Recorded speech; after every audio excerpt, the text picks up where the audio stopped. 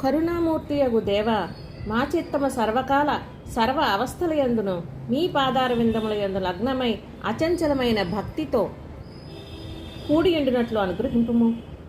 పరమదయానిధి, ప్రాతకాలమున నిద్ర లేచింది మొదలు మరలా పరుండు వరకు మనోవాక్కాయములచే మా వలన ఎవరికిని అపకారం కలుక్కుంటున్నట్లు ఇతర ప్రాణికోట్లకు ఉపకారం చేయులాగు సద్బుద్ధిని దయచేయము. సచ్చిదానందమూర్తి, నిర్మలాత్మ, మా అంతఃకరణం అందు ఎన్నడూ ఏ విధమైన దుష్ట సంకల్పము కానీ, విషయ వాసన కానీ, అజ్ఞాన వృత్తి కానీ చొరబడకుండునట్లు దయతో అనుగ్రహింపుము.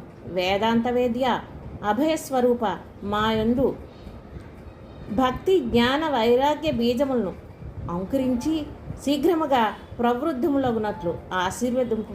మరియు ఈ జన్మమునందే కడతేరి మీ సాన్నిధ్యమునకు ఏ తెంచుటకు కావలసిన శక్తి సామర్థ్యములను కరుణతో ఒసంగుము.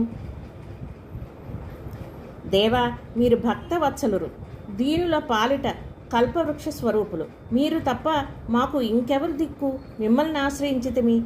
అసత్తు నుండి సత్తునకు కొనుపొండు, తమస్సు నుండి జ్యోతిలోనికి తీసుకొని పొండు, మృత్యువు నుండి అమృతత్వమును పొందింపచేయుడు.